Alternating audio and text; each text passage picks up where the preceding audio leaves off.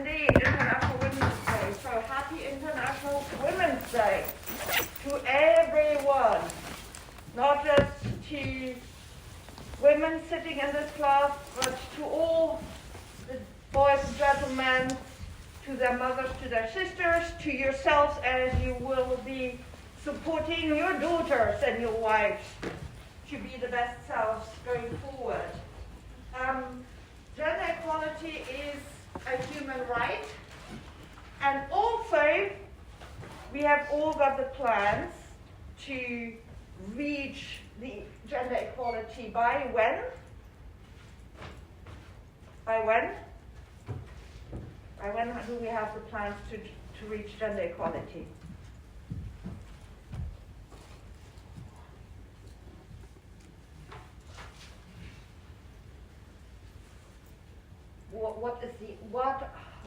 Did we start talking about? What are the global goals here? Oh, I miss so much my pink little ball. I might go up in the break and just bring it. Say, guesses. By when do we want to reach gender equality? Last 4 rows, please keep empty if possible.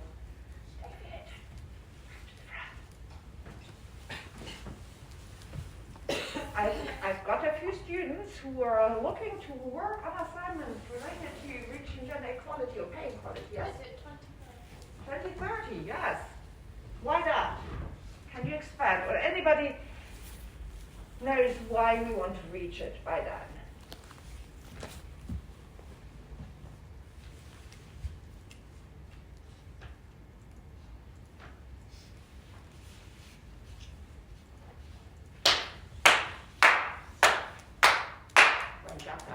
Okay, let's just stand up. I know it's early. Let's stand up and wiggle a little bit. Everybody stand up. Everybody stand up. Come on, everybody stand up here. Get up, please. Get up. Put your phone away. Stand up, guys and girls. This is really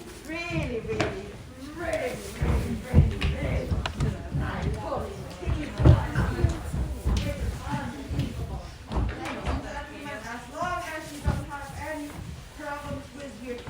Joints, your knees, your limbs, stand up, wriggle your arms, turn around 3 times towards the left, turn around 3 times, wriggling like that, dance like crazy, turn around, wriggle your limbs,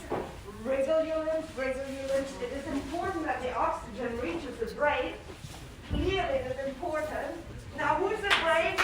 You are all going to be entrepreneurs, and you're trying not to look funny. You got to look funny and make yourself known or be respectful. Please, latecomers, leave the back rows empty. Come to the front. Lady, animal abuse and homelessness, you got to come to the front as well. And move and rotate your arms till we can start this lecture and you participate. Come on, I'm the only one getting here exercise. Can you turn? Can you lift your arms?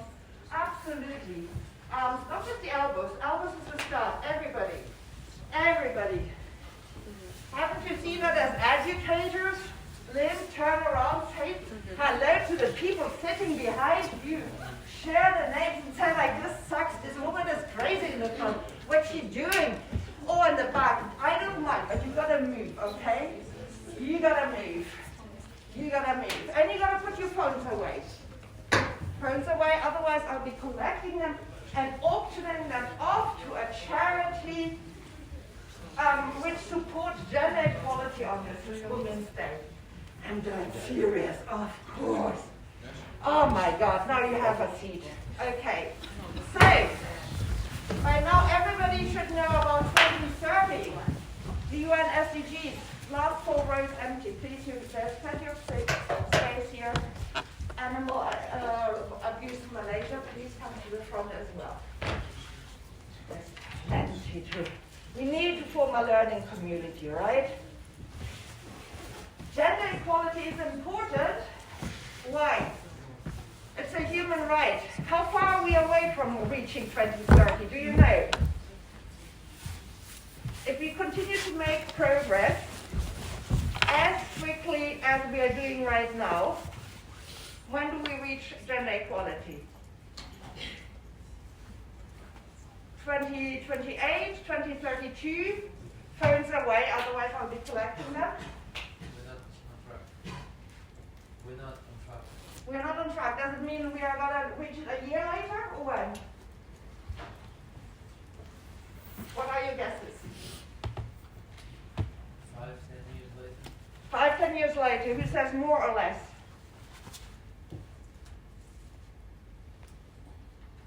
More or less. At least all the women here in the class should be really interested in that. It relates to pay equality, but not just pay equality. By when do you think gender equality will be reached if we continue with the same progress? What's your thought? 2032? What's your thought?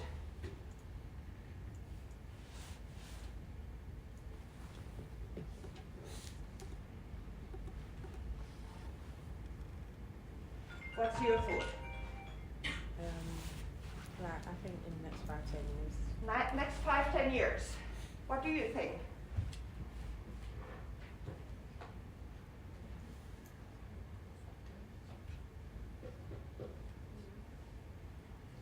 Did you understand the question? Yes. Okay. So give a guess. It's just a guess. We need to be comfortable with uncertainty as entrepreneurs. You know, as human beings, there are risks, there's uncertainty in future.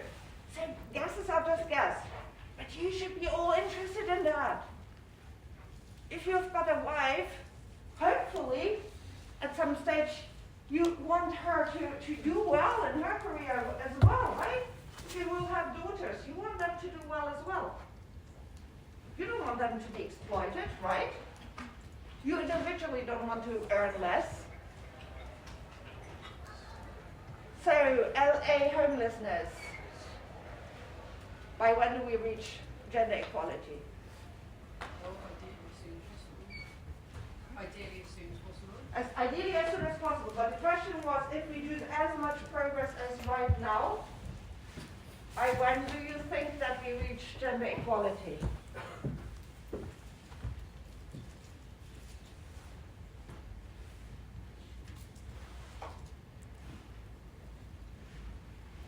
It's going to be 100 years.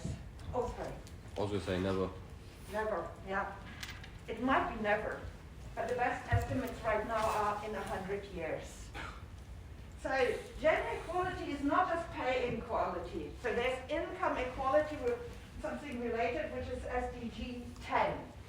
Gender equality is also end of violence against women and girls. I know that some students in my class have chosen to do their assignments on domestic violence, both genders, not just women, but like today's International Women's Day. That women will have full participation and leadership in decision making. There are several countries where land titles, like ownership of land, are still not transferred to women. Now, if you ever want to buy a flat, an apartment, and a house, or get a loan as an entrepreneur, and we are coming to finance for entrepreneurs, then often you need to secure it against an asset, against ideally a house or the asset that you will lend and borrow the money for. Now, if you never get a title, if you never get the paper which says this is going to be yours, it's ever so much more important, more difficult to actually access finance. So even for you as potential business women and men, getting access to finance is a hugely gendered issue, a hugely gendered issue. How many of your mothers, or how many of you have been raised by your grandmother How many of you have got mothers who have done housework, cared for you as kids, or cared for their parents and grandparents without being paid? So there's so much care work, domestic care work, which is unpaid, which means that those who do it will get less funding, less pension. So when you retire, whoever retires then doesn't get the money. Again, it's a financial issue. So as a lot of guys, and I see that with my former student mates, say like, oh, we reach around 50 and then we'll retire, and then we'll just work on projects as we want to, because we can afford retirement because we have good salaries, and then we can start up our own business, because we've got these big fat posters of money. Women often can't do that, because they took on caring responsibilities without being paid. So International Women's Day is really important for both men and women. Now let's go on to the finance element in greater depth. Let me have the information. Now there is just a super good news as that today I'll be talking about financing social entrepreneurship, and also I'll give some name, but in end of the month there is a superb event being held here at DMU at the Vijay Patel, where actual entrepreneurs will talk about financing the growth. So Byron Dixon, OB, who is from Leicester, you've heard of Byron Dixon? Well, he grew up on a council estate in Leicester, created Microfresh, a company which deals with making shoe inner soles hygienic and other ways to keep clothing and bedding, hospitals hygienic. He became one of the most admired entrepreneurs here in Leicester, and then became an MBE, and so he will be talking about that, as well as Louis Stringer, who runs a business or is part of the British Business Banks. I will be sharing these details for this event with you, because I would encourage everyone who's got time to attend this meeting and really ask for questions. By end of this month, you will be pretty clear about what type of social enterprise you might be creating, of what kind of social entrepreneurial idea you would start, whether it is about preventing animal abuse in Malaysia, or whether it is about reducing homelessness from LA, and you will be able to ask them, how would you get the funding to start off the business, but also to get it, to grow it later. So I will at some stage get up my email, because I just simply yesterday got an email with the invitation, or I'll Google the event to share it with you. So today's session is about financing social entrepreneurship, and we'll be talking about the importance of raising capital for social ventures. Everybody needs money. Social entrepreneurs need money too. Do you recall the types of social enterprises that you can create? The different approaches? Yeah. Okay. Non-for-profit, business like non-for-profit, and for-profit. Very well done. And what are the implications of this for finance? How does it matter for how you raise capital, and what type of capital and what type of funding you raise, whether you will be a not-for-profit or at the other end of the scale, a for-profit enterprise? How will it impact? You need to make these decisions. It will have an implication on your entrepreneurial idea.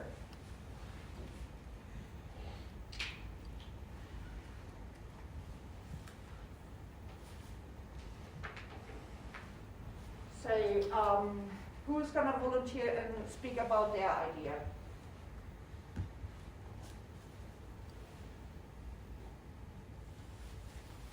Yes, please.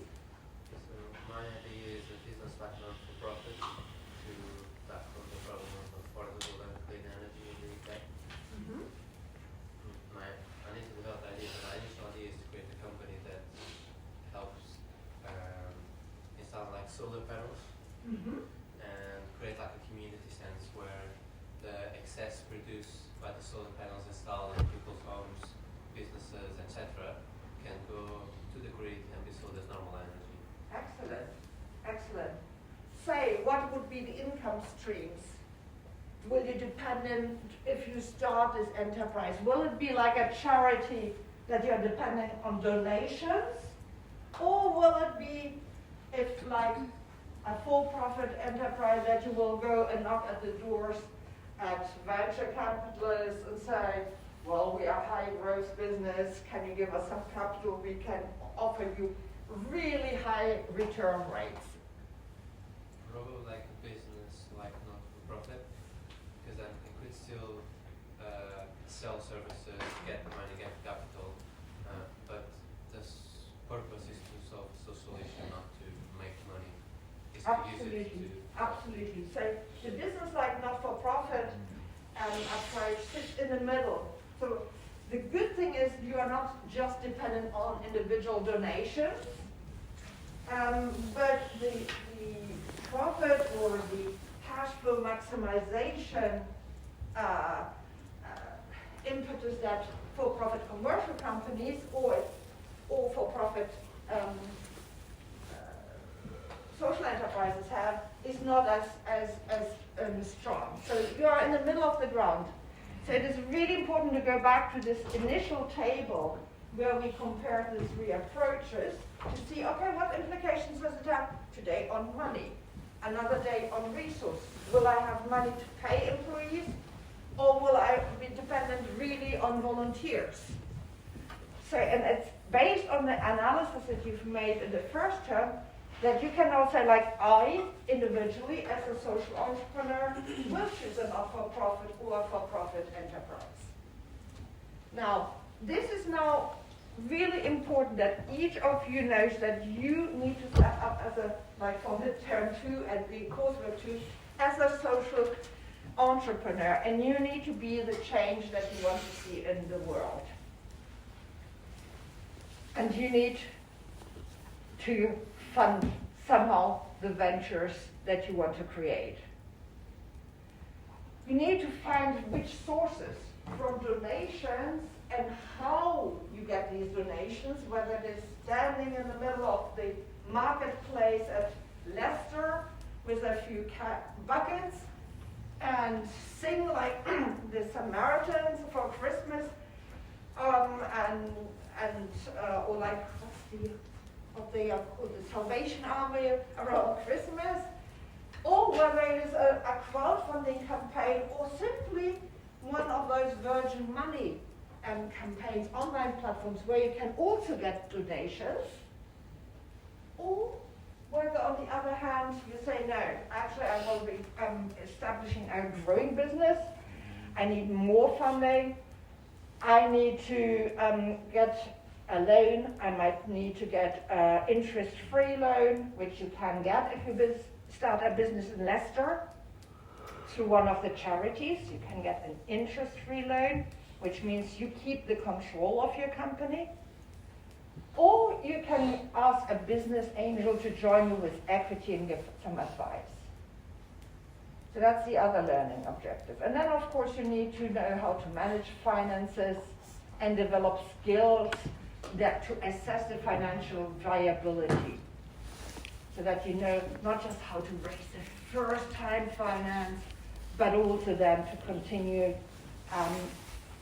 being financially sound and viable rather than just folding after a year as 60 to 80% of the companies do.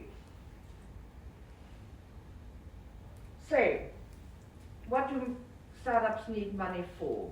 Gosh, I need to save this. Not save, record this. One second. What do you need money for? Please make notes for your own social entrepreneurial idea. We've heard solar panels and then selling the excess energy back to the grid. That means that you need also a system where you can store the excess electricity. So what type of batteries, what kind of storage will you have? Sorry, that's not that.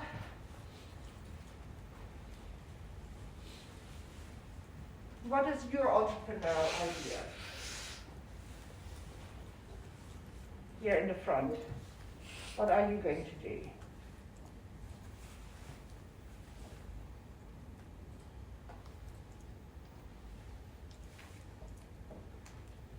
What is the problem that you are going to tackle and how are you going to do it?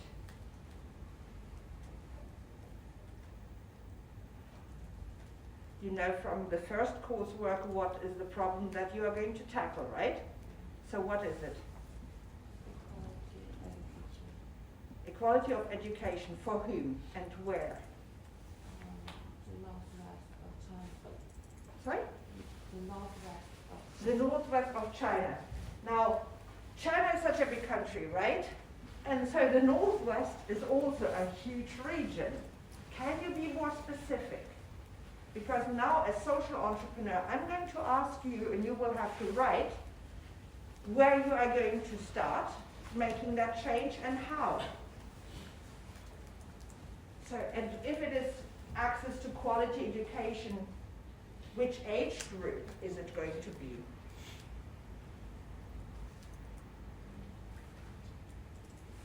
Do you know that? Primary school, right. Okay. And whereabout will you start? Where will you locate the first primary school? Do you want to build a primary school, or do you just want to actually educate loads of teachers so that there will be more teachers available for primary school?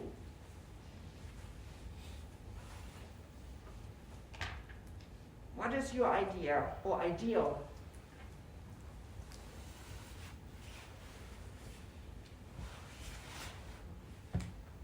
Do you want to build a primary school?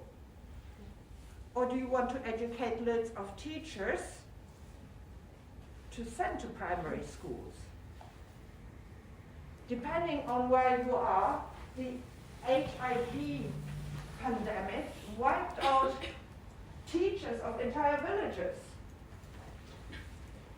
So we, particularly in rural areas where often there was only one school and a couple of teachers, if HIV or then AIDS killed these, entire villages didn't have access to teachers. It was not the buildings which were missing in that case, it was the teachers who were missing, right? So you need to decide whether you want to create a building or you want to ship teachers over. And that could be on the cheap or on the quick or on the expensive and on the long term. So you could make, one idea would be to get loads of teachers in training, those students who are learning right now here at the university or at universities in Hong Kong and Beijing and Shanghai and all over China to do an internship there, right? And so say like, okay, we need to ship teachers in training to the areas that are currently missing teachers. The other thing is that you would say like, no, we want to build grassroots education and educate more teachers from the same country and region in order to have a longer-term sustainable model. So that's the decisions that you need to make, and that will have huge impact on the amount of funding that you need. Because buildings, infrastructure is like one time, a big capital expenditure, and then much less to maintain it. Whereas if you are thinking of paying salaries to teachers, fair salaries, that's going to be an ongoing cost. And that is a similar thing, about whether you create homes for homeless people, and how you raise money. Therefore, is it the one-off transfer, but who's building houses, who's building access to water, to school, etc., for the families of homeless people, if you want to move them into the desert, as we had an example yesterday. By the way, I read yesterday night of an example of an art student who wanted to have a home in London and he couldn't afford it here. And what he did was to actually build a home on top of a skip. I don't know whether you followed that in the news or not. So it's obviously a tiny home. It's on a skip, so it's really, really limited. And it doesn't have a bathroom, which for me would be a real problem, right? But there was an outdoor shower, but outside the skip home, there were a shared shower facility. But he had a mini kitchen in there and a bed and showers, etc. So the oddest ideas come up from people who say like, oh my God, I can't afford £1,500 a month for a home in London while I'm doing this one-year project. I don't even have money to get a container, and containers are relatively big to a skip. I'm going to build a home on top of the skip. So I hope you will be continuing to always read. Spend like half an hour a day to immerse yourself into the idea. Follow the hashtags on Twitter, in the news, so you get ideas about what's really happening and which can then feed into your own idea. So you need capital to start your activities. I want to give you 1 minute to write down 5 items that you need to finance as you start up your activities. You've got your problem, you've got your solution. Now you need to fund at least 5 items to start your entrepreneurial activities.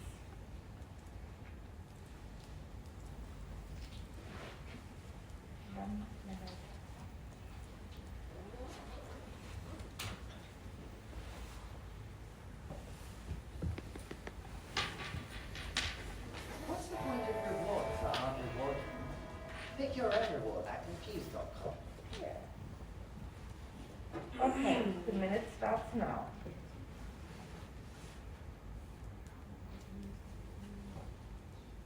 5 items that you need to finance.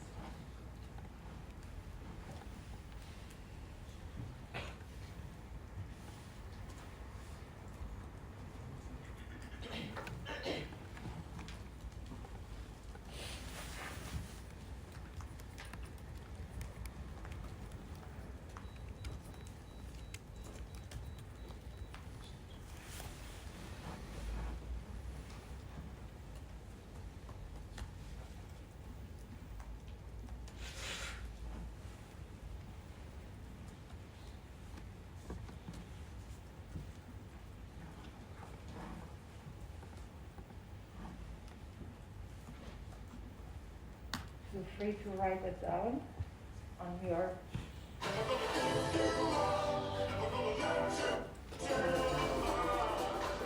I love this bomber.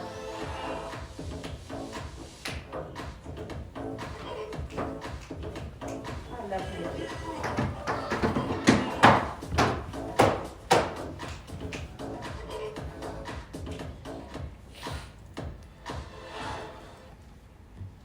I love that so much more than any bomb. Now, who's ready to share 5 items? Yes, please. Oh, can you say what your idea is going to be? Well, it's just general ideas. Yeah, what is your entrepreneurial idea? something similar to the British Heart Foundation. Laws, so basically something similar to the British Heart Foundation laws. And so basically a charity shop like charity for diseases and people suffering from underlying health conditions. So, I just brought up a really rough concept. So place, if I'm going to rent a building, employees, their salaries, training them, the logistics, the equipment, and the tax. Okay, thank you.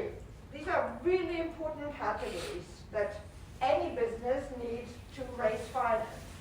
Now, you said that you're going to create a similar shop to those Oxfam and British Heart Foundation shops? Is that what you're saying? Okay, so why do you think that you need to pay salaries?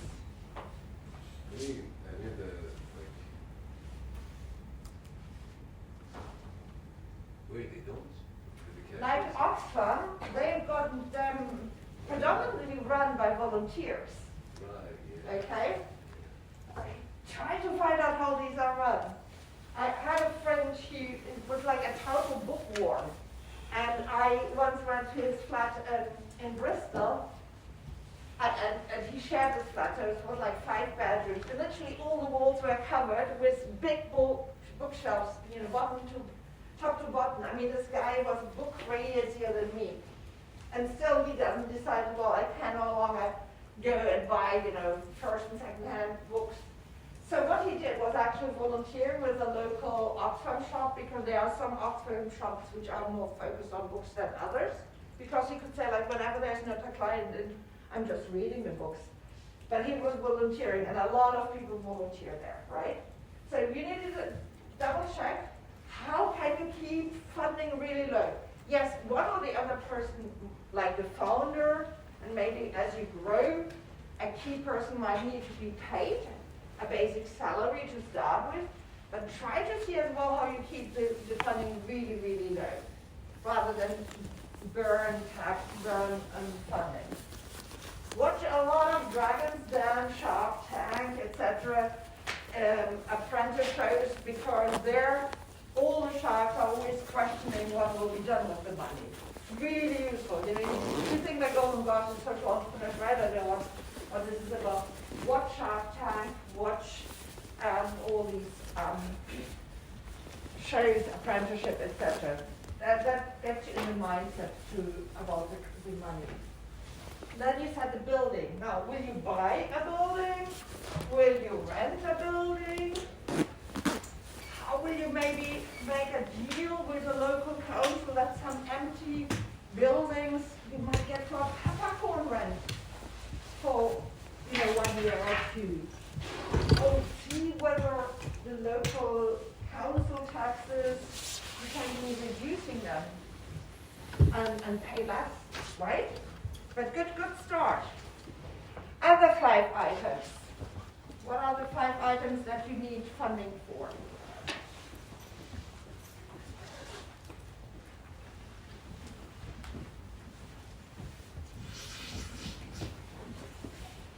I asked you to write down 5 items that you need funding for.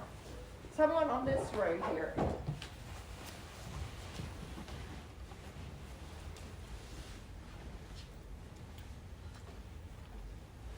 I go one further. Funding. What do you need money for? To fund a startup. So what are the 5 things that you're going to spend money on, that you need money for when you start?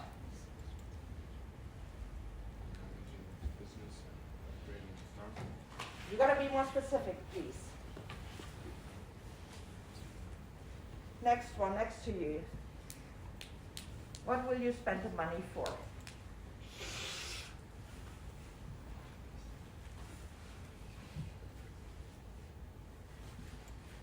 If you share with everyone your idea first. Can you speak up? Everybody needs to hear. That's why I want to get everybody to the front, so you don't have to shout as much. Okay, so So you're going to tackle homelessness in Hong Kong. Say, what will you need your startup capital for?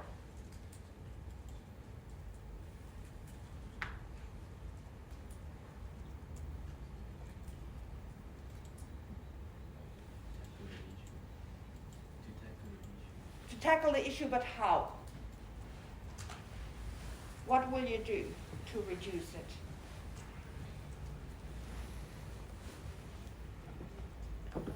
How do you want to reduce homelessness in Hong Kong? And maybe where in Hong Kong? Or will you have an idea similar to your colleague who says like, whoa, you know, LA is too expensive, maybe Hong Kong is too expensive as well, because it used to be a really, really limited space there. So how are you going to reduce it? Can you share a couple of ideas with the class? Cooperate with for-profit organizations. And how, what, to which end? You will cooperate with them to do what?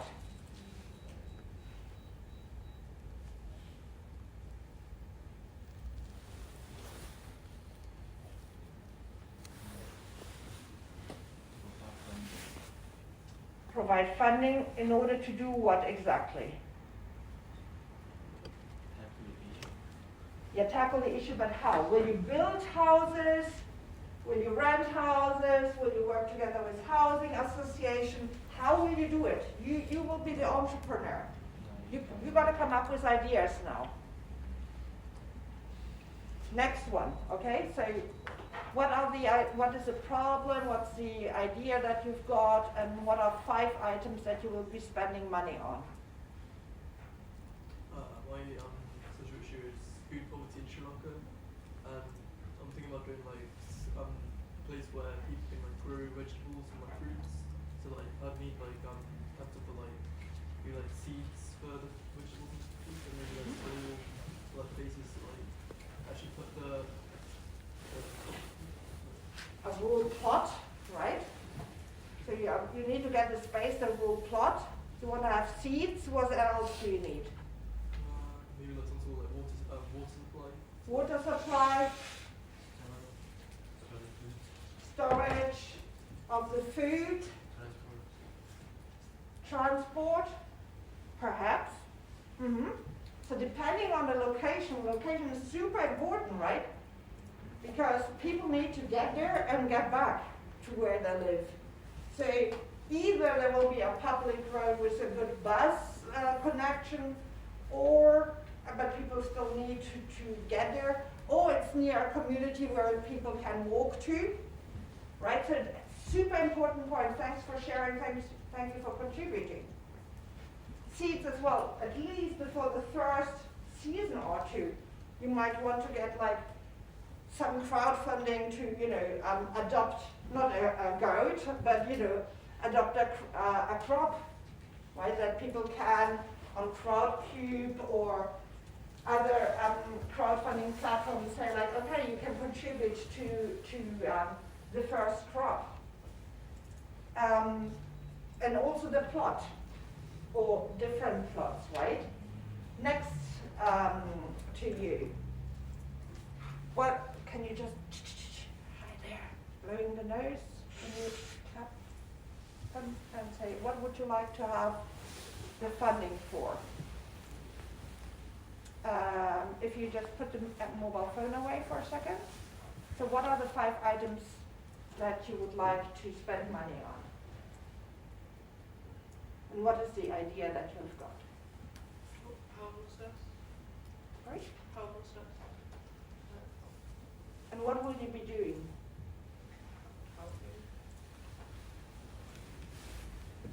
And can you just give us a bit more information so that the students have more than a couple of expressions to understand it better? At your class.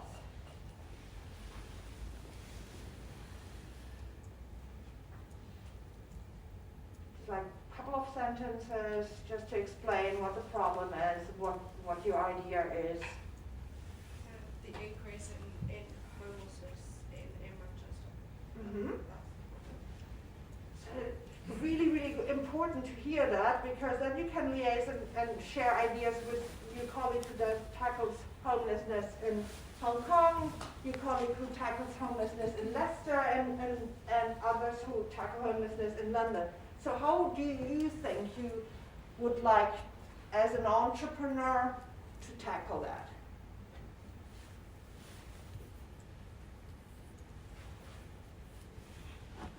Providing shelter for people, Mm-hmm. providing meals, helping them to get jobs. Okay. Different approaches, right? And different elements. Now, which one would you think, with the skills, the inner stakeholders, you are best suited to say, well, I actually, think that I'm a real good coach and I can actually address the income, i.e. help them get jobs, etc. Or I actually think shelter first, housing first is so important for mental health. Shelter. Okay, super. So I mentioned in my seminars that students who want to tackle homelessness should read up on our Professor Joe Richardson, J.O. Richardson, who's the Associate Dean Research in this faculty. She's a professor on housing, on social housing, and a real big proponent of housing first. So you gotta follow her on social media, see the organizations that she liaises with, because you can copy and paste the ideas and amend them to suit the location that you individually in Hong Kong, in London, and Manchester, and Leicester, LA want to tackle homelessness and adopt it, right? So, back to funding. You want to provide shelter. So what will you spend money first on?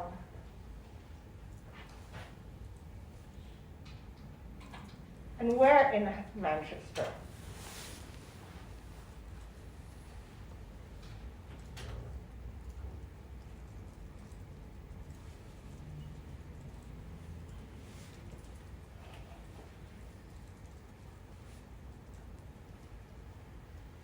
And what type of homeless? Is it those who just become homeless because they lost their job during COVID or other reasons? It's a mixture. The long term, I know that homelessness is a mixture. That's exactly the point. Well done for replying like that. Because that's exactly the point.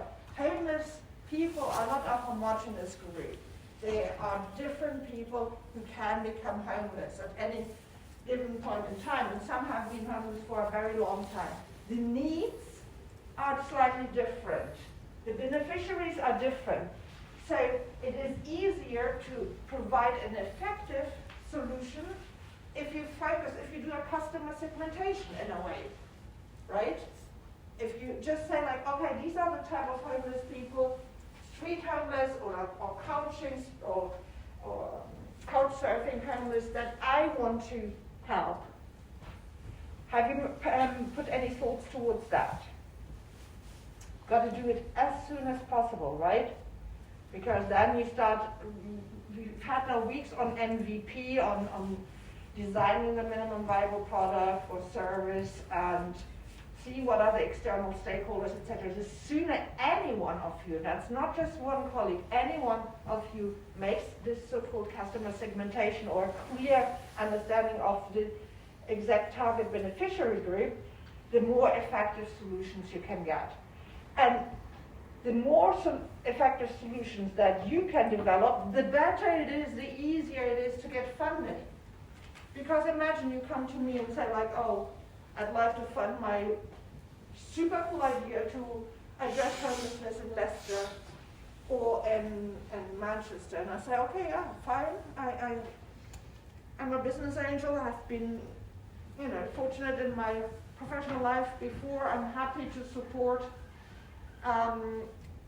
startups and give my advice. But so what you want to have the money for? If you can't answer that, you're not going to get my money. Because I'd rather give it to social projects who know exactly what they want to do. It might still go wrong, right? There's no guarantee that things go right. But if you don't even know what you're doing, the chances of not wasting the money are even way higher. So again, it really depends on whether you go towards a charity type, a not-for-profit, a purely philanthropic organization, or whether you go and build a for-profit organization which also has some commercial income. Now, there will be two types of money that you need to be thinking of. One is to start up the money, like the startup capital. The other is the working capital, the ongoing operations of the business need to be funded as well. So once you have set up the shelter, there's some ongoing costs which are happening. Once you have set up the animal shelter, there are ongoing costs that need to be funded as well. And you need to manage that. So I always say startup capital, and then that's the ongoing operating expenses. Startup expenses, startup costs, ongoing costs. Make a mental divide in that. Take a note of that. Because there's startup capital, these are one-off expenses, and then there are ongoing expenses. Make a note of that. If you've got a laptop in front of you, or you've got a mobile phone, make a note of that. What are the 5 elements that you need to finance as you start up your business? What are the 5 elements of the ongoing operations that need to be funded? So that are like the sources and users of funding. What are the users of funding? Then the other side is, of course, the sources of funding. Here we have been talking about the users of funding. Now, depending on the type of business that you are going to run, whether it is a charity or a for-profit social enterprise, the objectives, the financial objectives of the firm, of the organizations are different. So profitability, liquidity, efficiency, and stability are the first 4 financial key objectives, but they vary in importance depending on whether you go for the non-for-profit, charity type of business, or for a for-profit one. Profitability, is that important for a not-for-profit organization? Yes or no? Who says yes? Okay, what's in the name not-for-profit organization? They still need the money to pay the people who work, to take care of their expenses, to pay for the premises. So they're not focusing profit, but they still have expenses to pay. Excellent answer. I like the way that you distinguish profit maximization from profitability. So you need to be still cash flow positive. So cash flow is really, really important. You don't need to make a profit, a high profit, right? So liquidity is important. So you need to be able to pay your bills. That's the liquidity. Profitability and efficiency are more linked. So ideally you want to create a greater impact with the money. So efficiency or effectiveness is linked to the impact, long-term benefits, or the mid-term outcomes, and then the outputs that you are creating. So you might remember that chart where there's one circle and the other, where you've got like the inputs, that's what you're putting in, and the outputs, which is like the immediate activities that you're offering. So if you're looking to tackle gender equality in Birmingham, you might be offering a number of workshops for applications for women, for example. So that's the outputs. the more workshops you can run, the greater the efficiency of the money, right? The greater the efficiency of your operations. The more applications are sent out, the greater the efficiency. The more job offers these women get, the greater the impact. So, efficiency is important. And then stability. What does stability mean here? Means that, the variance between having loads of cash on the bank, sitting on there, and then not being able to pay the bills the next month is not as high. So you don't want to have too many highs and lows, too many fluctuations on your account. This boom and bust of your bank account should not happen.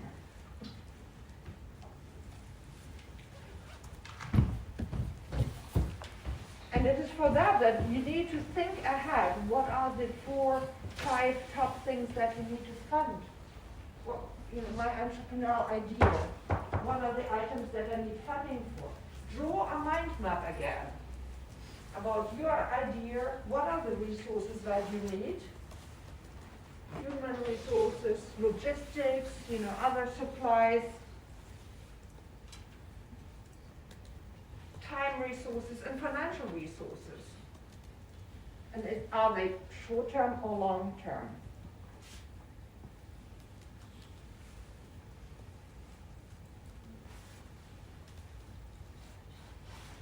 Now there's a table which summarizes, the financial objectives of commercial and social ventures.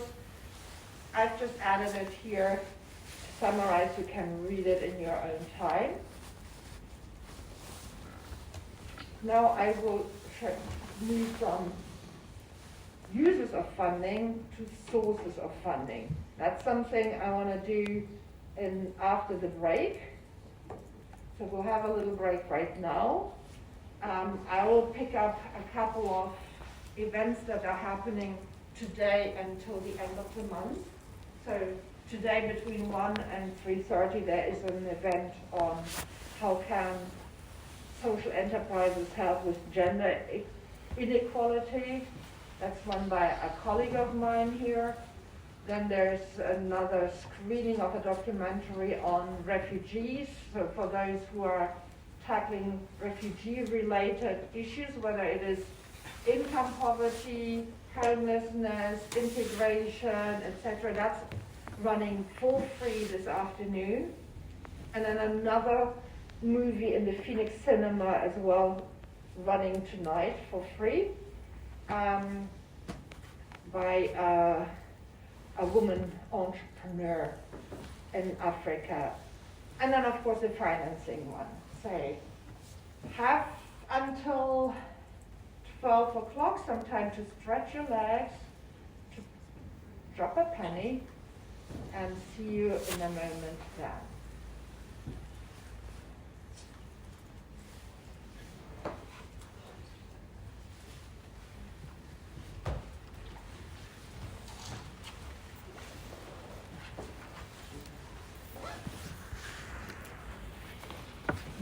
Place at the Vijay Patel building. Here. Just give you one moment to breathe. Knowing everything is challenging when starting a business, that's also true for social businesses. And when you grow your business from your initial MVP and startup format to growing it to be well run, it's also super challenging. So DMU is actually teaming up with Barclays Eagle Lab. That's sometimes we team up with NatWest, and NatWest supports a lot of DMU entrepreneurs, and this is now with Barclays Eagle Labs and the British Business Bank, who are funding a lot of startups and early phase businesses. To bring together a super great panel of founders and experts on business growth. So I think this is really cool for this module, but it is also cool if you are thinking of starting a business outside this module, like a commercial business. I love listening to Byron Dixon because he's so mega inspirational, and on how he went from, a Council State boy who did not necessarily know whether he would study or not, and he studied, I think, chemistry in the end, and then he worked for Salamander or one shoe firm in Scandinavia. Before that, he started up his own business, and as I said, now he's an MBE and multi-award winning entrepreneur. But also people from Barclays and Louis Stringer. If you follow him on social media, whether it's on LinkedIn, please make a note, everyone. I'm going to throw up my fictional pink ball around this class. Make a note of Louis Stringer, British businessman. On Twitter, on LinkedIn, you find so much information. Anything you need for funding and financing startups and business growth of startups, you can get through him, amongst others. So people will speak about their story of starting up their businesses, and then the experts on finance will also show you the other side of the coin. Like, what do they expect to see? What are the conditions that they make in order to give you lend money? And of course, what everybody likes, yes, there are going to be refreshments and nibbles. So from 5 p.m. for free at Vijay Patel. So do please take a moment now to actually reserve your spot there. So it's organized by DMU and the business services by DMU. Take a moment now on your phone to search it via either Google or Eventbrite. It's on March 29th on a Wednesday at 5 till 7. Reserve your spot. I don't think this is necessarily going to be recorded and live streamed. I've sent them an email, I asked them, but I don't necessarily know whether that's going to be the case. So hence, I would give you a minute now to sign up. It's a free afternoon event, so instead of Netflixing or so, if you are free, go there. Have you signed up? Yes? Signed up? Yes? Not yet? Not yet. I'm waiting, I'm giving you a minute to do that right away, because I know from my own experience, if I don't do these things right away, I'm unlikely to do them, right? So, I'm also gonna just add the web link here.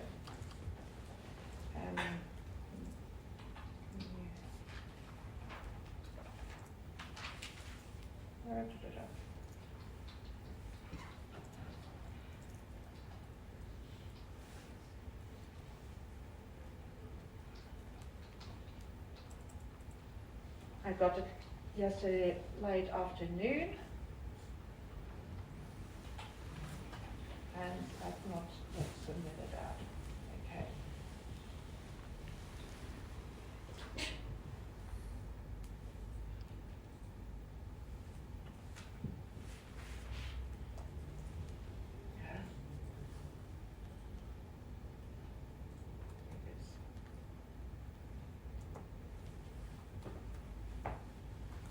Go for it. It's really worthwhile. There are plenty of very cool events happening offered by DMU, not necessarily always by this faculty, sometimes by Health and Life Sciences, sometimes by our Institute for Energy and Sustainable Development. So if you are interested in doing anything relating to energy, check out what our colleagues are doing on campus. There almost everyday news how people on this campus, colleagues, academics and non-academics, tackle the SDGs. would be most efficient for you rather than trying to research everything by yourself for your coursework to actually get inspired by getting in touch with these. So. Now, another workshop happening is this one here. Today, between 1 and 3 o'clock via MS Teams. It's a colleague of mine, Sally Carr, who's a co-founder of the Social Enterprise Research Group, who's inviting 3 practitioners who deal with the question, can social entrepreneurs end gender inequality? So whoever is doing anything in relation to gender inequality, that's another event that might be of real interest to you. I'm going to do this here. And I got it 1 a.m. 52, brilliant. So you see the time of the night, I'm still thinking of you.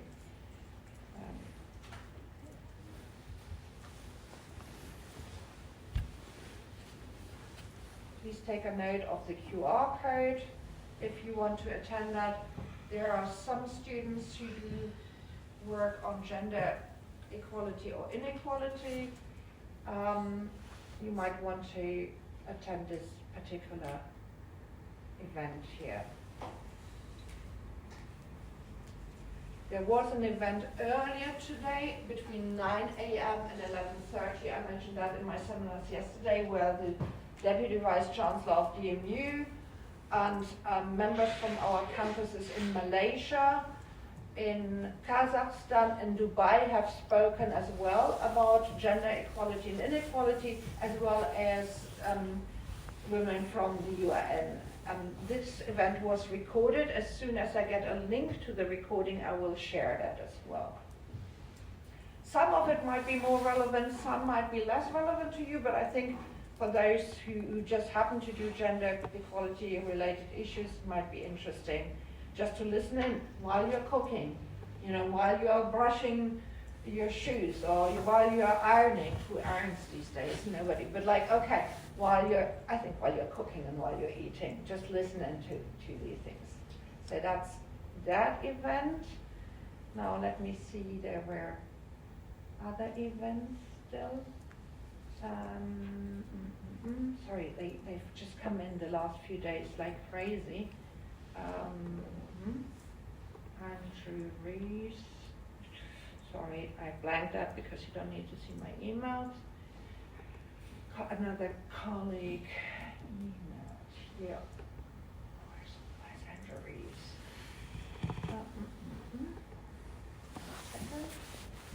These are really good things.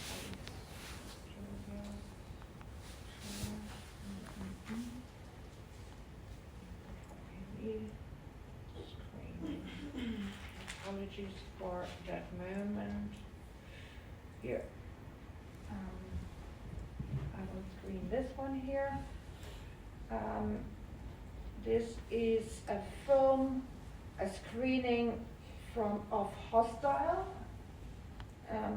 Hostile is an award-winning feature-length documentary about the experiences of immigrant communities in the UK, and it's a BAFTA-listed filmmaker who has produced it, and she will also be here. It is free, and it will take place at 3 p.m. in this very same lecture theatre. So if you've got nothing to do this afternoon, and you think like, you know what, I'll just be sitting in, this might be a really good, cool event to assist. So Hostile offers an insight into the lives of some of our most vulnerable people. So yesterday in some seminars there were students who said like, oh, we want to tackle poverty in East London. And a couple of people said like, oh, this is more relevant for recent immigrants, or there might be health inequalities or income inequalities between immigrant and non-immigrant communities in the UK. So not all immigrants are just people that we perceive as, oh, you see them, or like the bad, extreme right, how do you call that, propaganda that says, oh, they're stealing our jobs and they're ruining our NHS. It's really horrible propaganda, right? There are loads of highly skilled migrants who are immigrants coming into this country, who contribute highly to the society, not just due to their work that they can do, and yes, they pay taxes as well, but if we see, for example, the NHS sector in NHS hospitals and GP practices in London, I mean, a third were Portuguese, and unfortunately, through Brexit, a lot of them are now all going to the Netherlands. The NHS wouldn't work without migrants or immigrants, whether new immigrants or of second and third generation.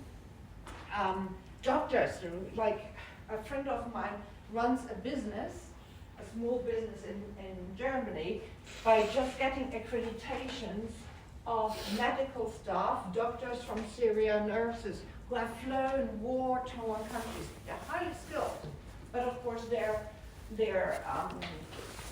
certificates, etc., need to be translated, and their language skills need to be brushed up, etc., for them to be able to participate. So whoever is free, and even if you just want to first think like, I don't know whether this is something for me or not, bring a friend, come back to this lecture theater. I think some of these events are even more important than any lecture, because what happens in the lecture often you can read in a textbook, whereas these kind of documentaries and films are unique.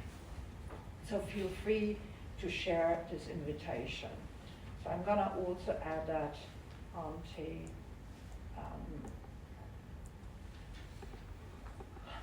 this. Okay. Keep formatting here.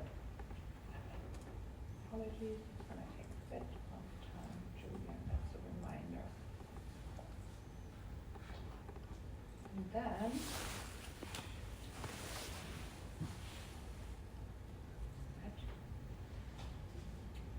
And then there is one free movie tonight in Phoenix, and the same again on Saturday morning, but some people are not free on Saturdays because they work on Saturdays. So let me see, international again here.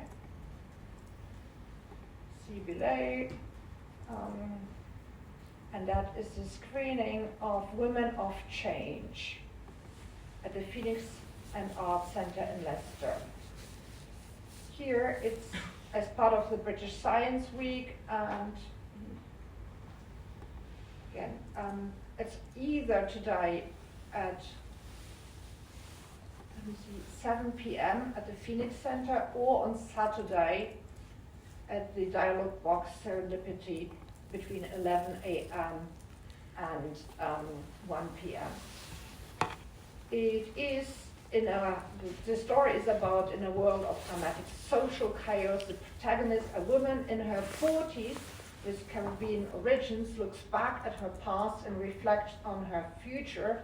She feels that the lifelong struggle for racial and gender equality may have missed the urgency of climatic justice. And I think that is so important to really understand that climate justice has got a racial component.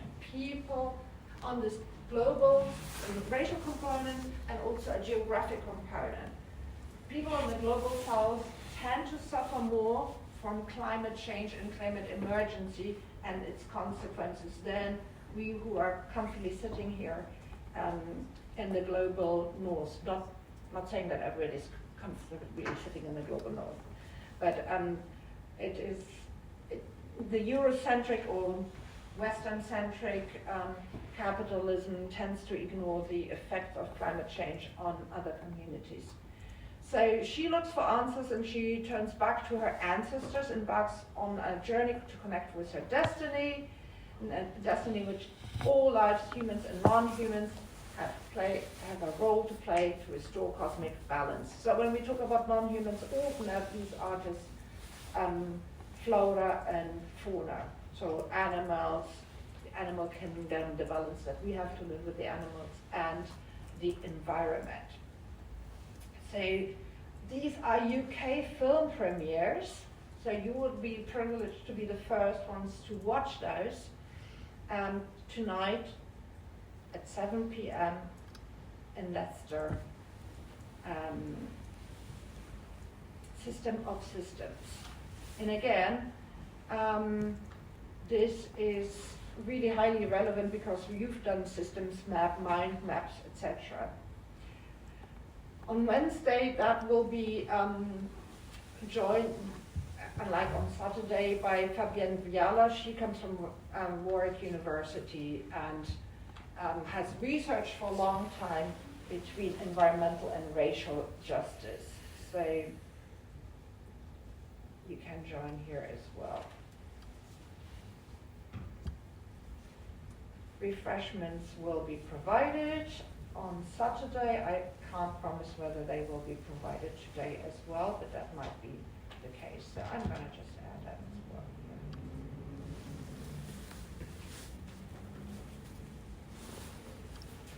Now back to paste. Come on. Anyway, pull that out. Back to the funding sources.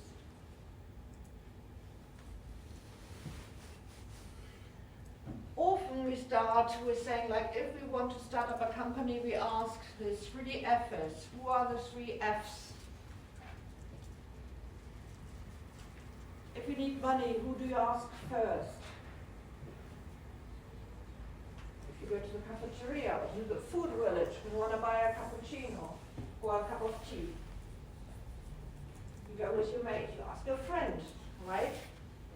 Or if you want to have like a new laptop for your studies, who might you ask? You might ask your family.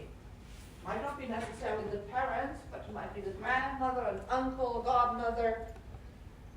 So family, and then friends, family, and fools.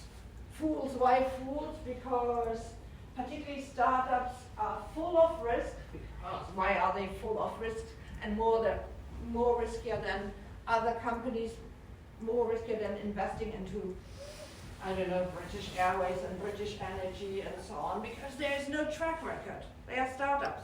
By nature, there is no historical figures that you can think like, okay, all the history is not necessarily a promise that in future they will be as profitable or cash flow positive or being, saved by the government if they go pear-shaped. Startups don't have, you can't look back to the history. You can look back at the history of the founder. So trustworthiness is really important. So even you, if you have never run a business before and you want to go as an entrepreneur, go to the bank or to Louis Springer from British Business Bank or to the Barclays Eagle Labs, you can say, you know what, I have taken responsibilities in coaching my teams in football, or whatever I've started, I've finished so far, positively. My degrees are, my marks are so and so. Or I've actually worked part-time during my studies, so I know the value of money. There are a million of ways that you as a founder can show your track record. And hence, this is also an appeal for you to study, to try to clean up your acts if you can. Doesn't mean that you're not going to be given a second and a third and a fourth chance, but think about how or what type of track record you can use also as an inner stakeholder and say like, wow, I can show you that. My company, my social enterprise is going to be new. I've done this and this and this in the past, which will allow me to portray myself as a trustworthy person with a hat on my shoulders to those who I will beg to support my social enterprise. Most banks and shark tanks will also, sharks and shark tanks will say, well, if you don't put your own money on the line, you're not going to get our money. So you need to put your own money where your mouth is. Hence, often it is not just the case that you will dig into any saving account that you might have and use your personal credit lines, overdrafts, and credit cards for these 0% credit cards. Often these are sources of your personal funding that you will also put in before you are going to ask anybody else. Definitely the Shark Tanks, the members of the Shark Tank, the sharks are expected that you put your own money in as well. Now, I mentioned relationships like with friends, family, and fools. These are just 3 F's for you to remember, but of course, any student of mine who is engaged, I don't expect you to be begging money from any fools, right? And then the next category are grants. So some of the textbooks refer to US-based grant and donors and associations because they are US born, US located authors of those textbooks.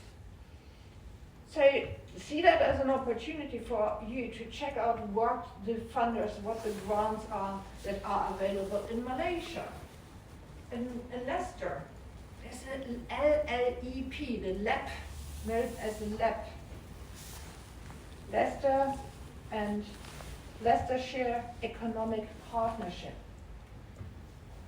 It gives out endless grants, including to social enterprises. 10 days ago, I was here on the open day, and I met the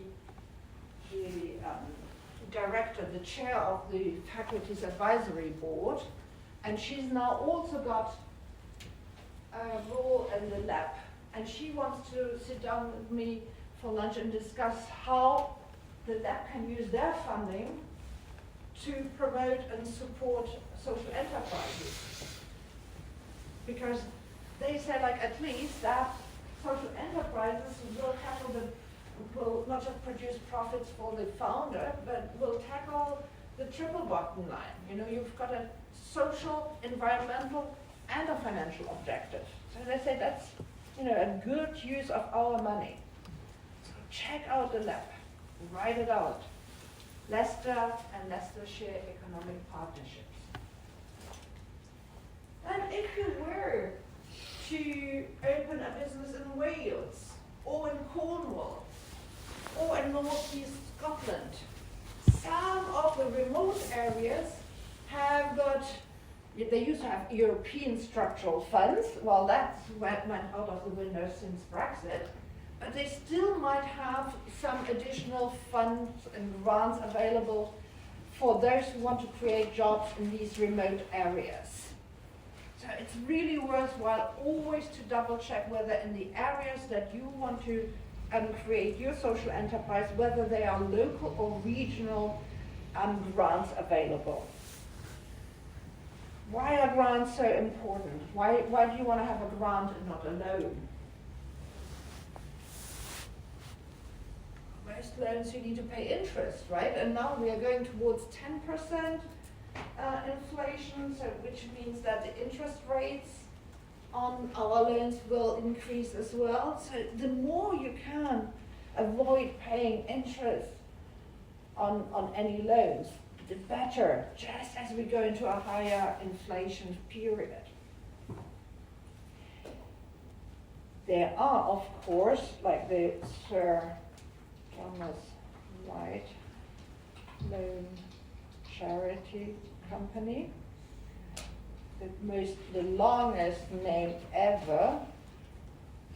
But this Sir Thomas, wow, sorry, that jumped this slide.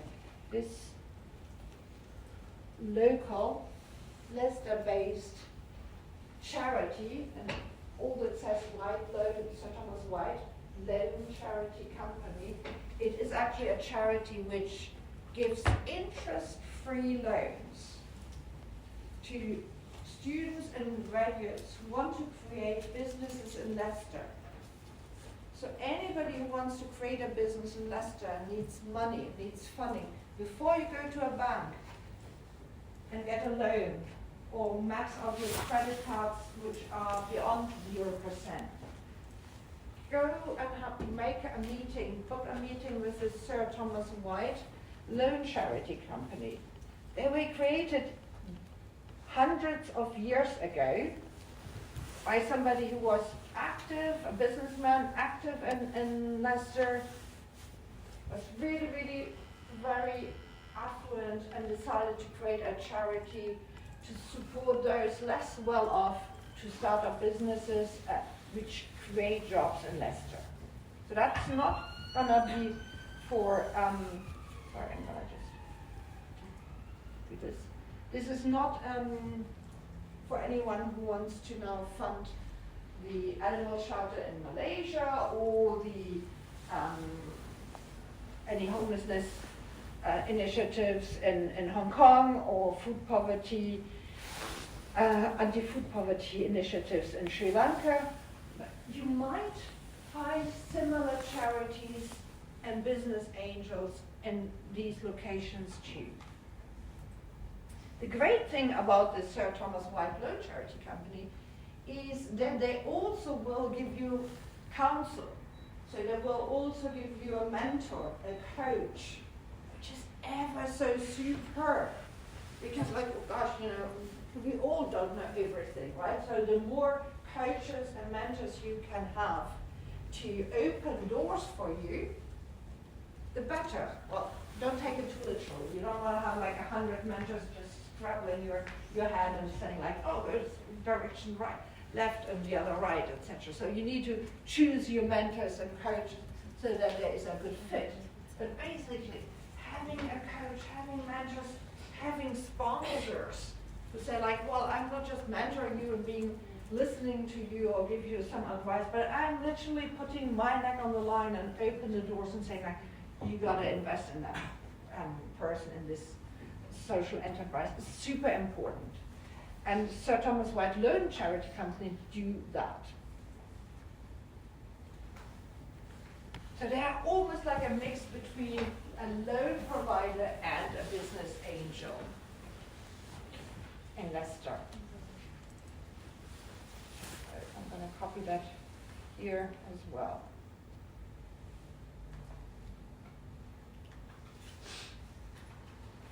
Now what's super cool as well is that we see more and more investors or investment companies targeted at particular communities. Now I've mentioned earlier on and right at the start of today's lecture when we talked about the International Women's Day and funding, you know, that women tend to have more difficulties in accessing funding than men. Not just in this country, also in other countries where, for example, the land titles are not being given to women, but also in Silicon Valley, which is perceived as being, you know, so on the ball of everything. And one thinks that Silicon Valley is super modern, super equal, everybody's got the same chances. Not the case. So there are investment companies focusing primarily at funding women-owned, women-started businesses. There are also investment companies who will particularly fund black-owned businesses. Because we've got this intersectional discrimination or this intersectional component that people who are both women and then either black or of any other ethnic minority might have even more difficulty accessing funding. So in Silicon Valley as well, we've got more and more investment companies saying, we will only fund black-owned businesses. And that's fair enough. And if you follow Lewis Stringer on the British Business Bank, you will come across a colleague of his very quickly who has created the British Black Pound Project. So there's a company as well in the UK, which is the Black Pound Project as well, focusing on funding for black-owned businesses, or where the founder, sometimes the founder and the manager are no longer the same person, because if you grow, you might just then get other CEOs, right? So sometimes I'm talking about black founders, sometimes I'm talking about black leaders. So there are these businesses as well. So if your social enterprise, or, and if you go forward, your commercial business focuses on, for example, vaccination rates and access to healthcare amongst non-white communities, by all means, make sure that you seek the support, also the financial support of those who are really there to give an extra leg up to your communities. I've been to a couple of Zoom calls, and particularly during COVID-19, on, I don't know, decolonizing the curriculum, and then also decolonizing entrepreneurship, including this entrepreneurship is entrepreneurial finance, where I've heard these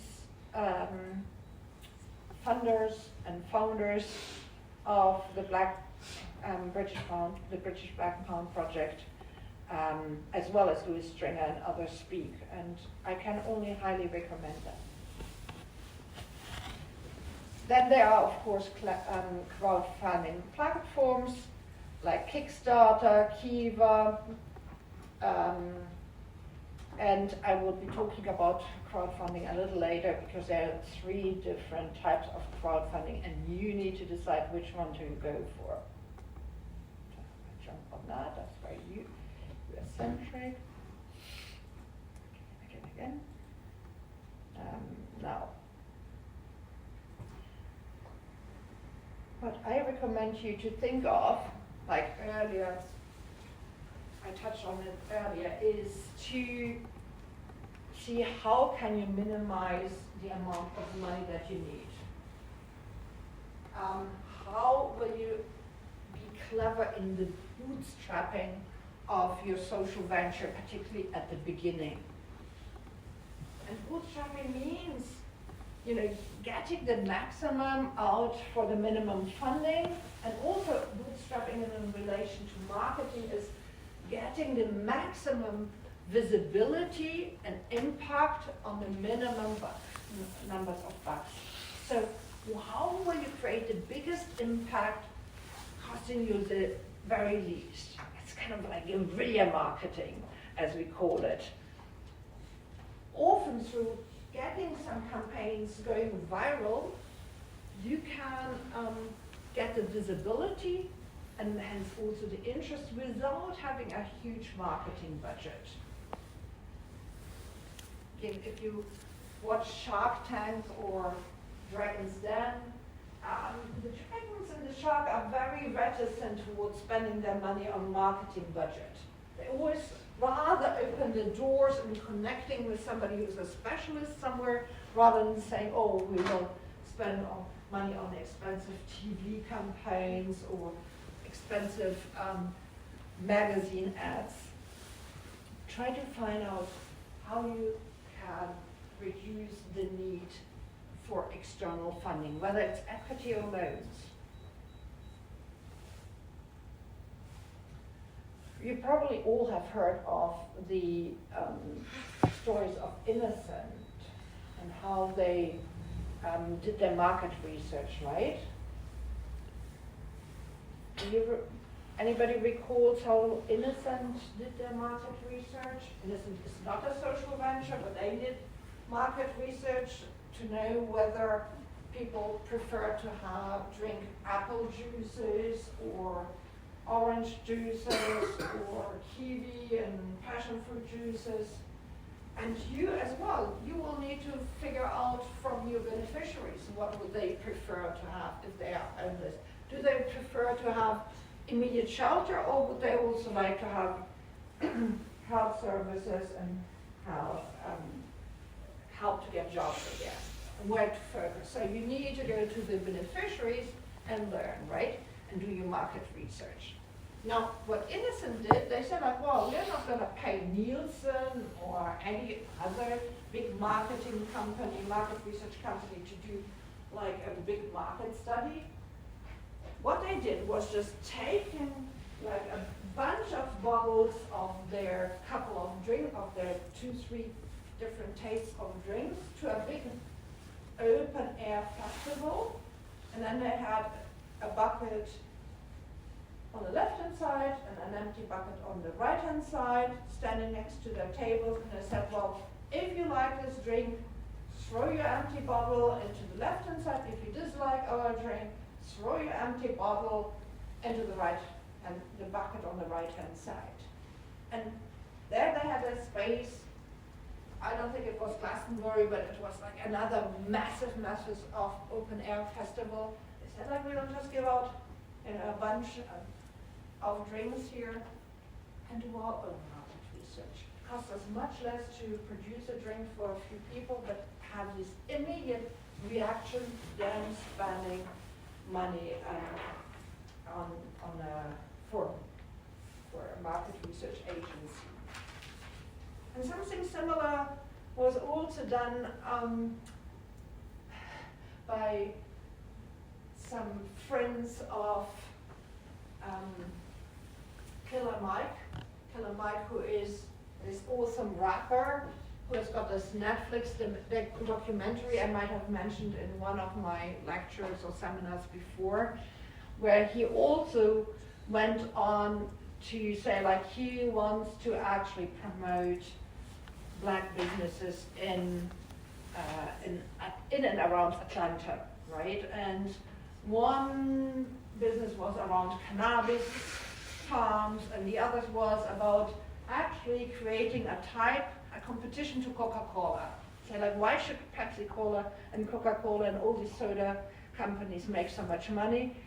We want our community to also create a soda company and make money, and we need to produce it. And so he engaged a couple of rival gangs, the Crips and what were the others? Oh, I forgot about it, shame on me. And they basically also had these managed to get like these open stalls somewhere where it was openly accessible for people just to get these different types of sodas, similar to Coca-Cola, with very distinct logos, and people were giving feedback whether they liked one thing better or the other. So there's ways with creativity, with thriftiness, that you can get a lot done, a lot of resources and supports through your external stakeholders, closer and further communities that don't cost so much money. The more creative you are, the more interesting it's going to be, really, I find. At least for me, when reading your coursework. Now, abroad, there's always microfinance and Grameen Bank. I'm just going to write it here. See, Grameen Bank. Grameen Bank is the most well-known microfinance institution, created by Mohammed Yunus, who got the Nobel Prize many moons ago for giving microloans, particularly to women, and allowing them to get out of poverty. And they realized that giving microloans either to individuals or even creating microfinance communities are more likely to be paid back than if you give commercial loans or big loans. So it's a cool alternative to mainstream financing. It's not the same as crowdfunding, but it's kind of like more similar to crowdfunding than to bank loans. Let me now go to process. Now, this is just an element for those of you who want to do a business for real. You need to know what the financial statements are. The main financial statements are balance sheet, profit and loss account, also called income statement, and the cash flow statements. And if you plan funding financial figures ahead, you will be talking about income and expenses when it gets to the profit and loss account, so the also called P&L. Okay. Capital expenditures, they will show up in the cash flow statements. Then the pro forma financial statements, those, if you forecast, are the pro forma income statement, balance sheet, and cash flow statement again. They mirror the historical financial statements. Really important then are the ratio analysis, and here we go back to the KPIs, the key performance indicators. We know that in a lean startup process, you build your MVP, you measure feedback, data, successes, and then you go back, you learn and amend your MVP until it becomes something where you are confident that if launched will be successful. So any key performance figures will be really, really important. Some will be monetary, some will be financial key performance figures, others will be qualitative figures, qualitative feedback.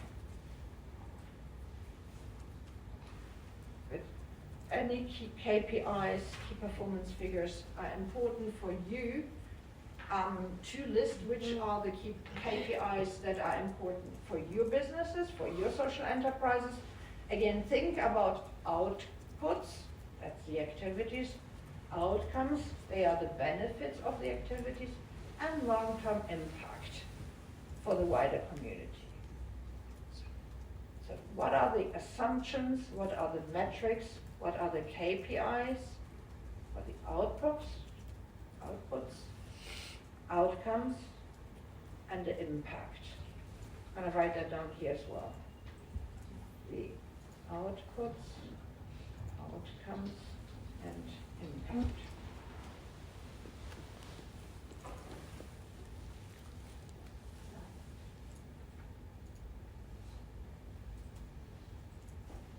Then we also always tend to have forecasts, so we've got a plan, and then reality looks a little different. We might break a leg or torn ligament. We might do some garden work and completely get scratched. Something might happen, right? And so we need to measure the results against the plans and see, okay, why is there a deviation? Did something external happen? Like, whoa, you know, Brexit happened. Or in the UK, we had like a succession of governments, of prime ministers last year. What is the influence of that onto finance? Well, funding got more expensive, as simple as that. Since Liz Truss, thank you very much, mortgages got more expensive. As simple as that. Government changes might mean money is more expensive. Your bills are more expensive. Or is it everything got like you mismanaged it? So is it external factors or is it internal factors that meant that your results are different to the planned figures, the forecasted figures? And then also, every bank will measure you against so-called industry norms. So, how do other businesses in the sector do? How do other homeless charities do? How do other social enterprises dealing with electricity or food poverty or do? Because literally we always have got other competitors, and I think now, what did I read this morning? What is again the name of this super smooth singer in the US? Give me a couple of names. The super smooth singer. He's not called Prince, he's not called King, but something like that. He plays piano, it's cool, sings. Married to a model. What's his name again?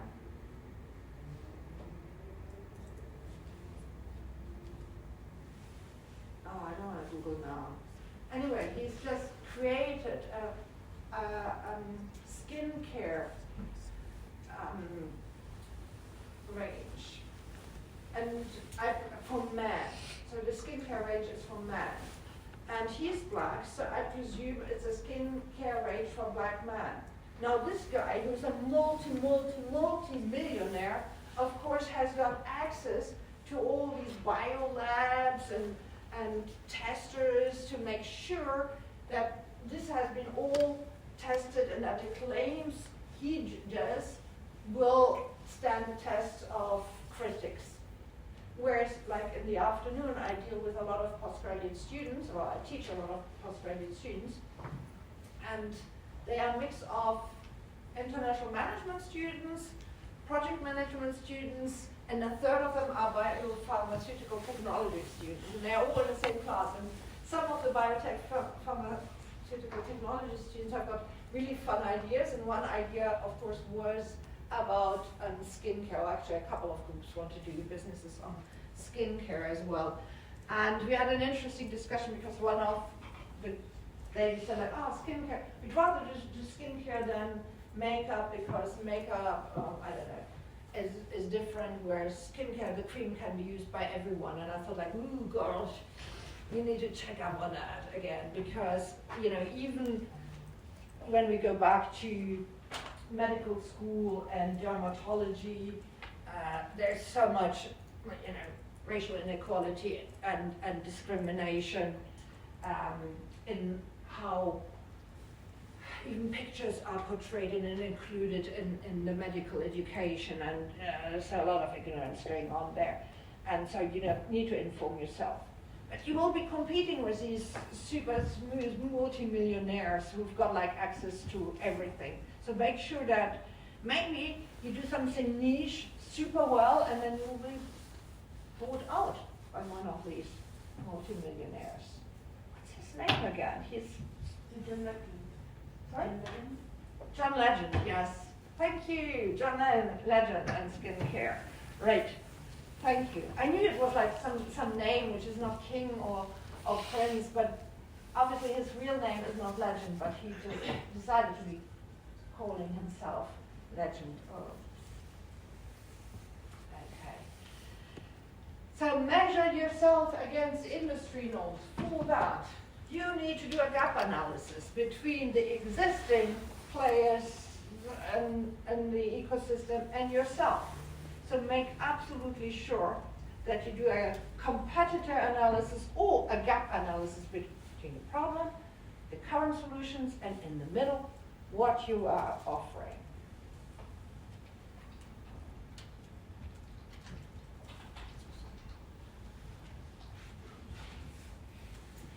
I jumped to statements, and now, the rest is only for the information on the different financial statements are those for those who want to take their businesses really forward. Okay. So the break, we can otherwise skip it. But it all comes back that you need to fund your inputs, like the plot in Sri Lanka, the seeds for agriculture, the funding to get a well, then the outputs, the activities, the workshops that you are going to offer, the shelter that you're going to provide, the meals that you're going to hand out, the number of vaccine and health access events that you are offering. The outcomes will be then how many crops will you have grown in southern Sri Lanka, how many people have signed up for vaccinations, for blood pressure, etc. And then the impact is that overall more people will be healthier and vaccinated, and less cases of MMR, etc. are going to happen in Nottingham, for example, or less people will be hungry in the area of southern Sri Lanka that you will create your social enterprise. Now, any particular questions that you have? Yes, please. So in our actual report, Yeah. we need to suggest ways of sourcing finance, and then go on to say about the uses of that finance. So within the report, should we try and do that early on then to kind of build the foundation of them, how we'll explore the MVP, so the minimal viable product, if we speak about how we're going to raise the money first and where that'll be spent? It's an iterative process. According to Lean Startup, you always do build, measure, learn. So first you need to see like, okay, what have I got in terms of, what is the problem basically that I want to address, and then what can I do in order to address it? Do I have funding or not? Do I have the skills or not? If you don't have the skills and nor the funding, it's a real no-goer. If you've got the skills, expertise, dreams, and network, then you're on the good road. But then you need to figure out, okay, what funding do you need? And what for? And it's going to be an iterative process, because you might pitch for some funding, you might do a 3-minute pitch here at DMU and get some funding, but you might not get it, right? And then you need to go back at the drawing board a little bit. So it's a real iterative Lean Startup process. So there's not just a linear at the beginning, you need to check what funding there is, because if you don't know what you're going to spend the funding for, you're not going to get the funding, right? So you need to have a vague idea about what your MVP is going to be before you go and check out the funding sources. You can't just check out the funding sources for your business without having a business idea. Right, okay, so I've got like a rough draft of what my MVP is looking like. Yeah. So if I go away, look at the sources of money and then how to spend that correctly, at the beginning of my report, that's how I could kind of speak about it, and then move on to my MVP, and then keep touching upon source of finance as I'm going through my MVP. Why would you put it at the beginning of your report? Because at least then when you get to the MVP, you know where my money's coming from and what am I spending it on. Oh, okay. Well, I would mention it in an executive summary, a short paragraph. But then I would really go on about what's the problem, what's the MVP, what are the inner and external stakeholders. And part of the external stakeholders will be the funding, right? And if you have the mind of some of the resources that you need will be funded by those funding bodies, whether they are grants, whether they are business angels, whether they are loan providers. So you will be connecting in a mind map the activities that you need to fund, sources and uses of funds basically, and the uses of the funds with the sources of the funds. And that needs to match. Okay. Always see sources and uses of funding need to match. Typically, short-term sources will fund short-term uses of activities, right? Of funding, sorry. Short-term sources will be matched to short-term uses, and long-term funding will be matched to long-term uses. So if you get a plant, if you get a plot, you typically won't use short-term funding to get that. Now, I would advise everybody to check out on particular. Oh, I'm gonna finish soon. No problem. Yeah. Excuse me. 1 minute. We are being here. I have to take it. 1 second. Give me 1 minute. I close up. Fine, I'll wait. Thank you. 1 minute. So in preparation of next week's workshop, I would counsel you to check out for sources of funding which might be available to support your business ideas, so we can then have you pitching for that funding and seeing whether this funding would be a suitable source of funding or not. This way, if you really search for funding, not everything will be Leicester-based, so you need to search more widely. Bring it into the seminars and pitch for that funding. That's the best way to get feedback on your funding as part of the resources that you need to actually get your entrepreneurial idea going.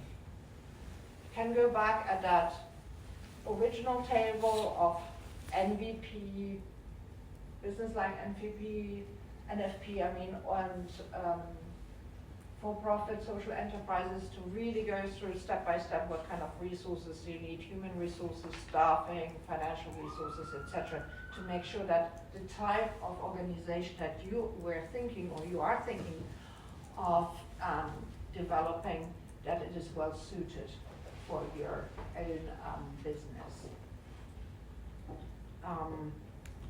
I'll add a couple of slides on crowdfunding campaigns on it. Next week, we'll have strike dates again on Wednesday. So just saying that, I might or might not be striking because, not just because of pay and pay inequality, but also equality for career development of female academics and better workload. At the moment, for example, I was allocated 6 hours only to mark 90 students' orals, and I don't think students would want me to spend only 4 minutes on each. So I'm striking for fairer workload and battling my way for that, and that's why we shall see what happens then. I hope that the government and the employers soon will get together and decide to pay accordingly, because I love the job. Yesterday I had so much fun in the seminars. It was really cool. So I want to just get on with it, really. But without a revolution, no progress is to be made, right? I'm fighting for you as well as for my country myself. If the disruption sucks. So thank you for your presence. Thank you for listening. Thank you for participating.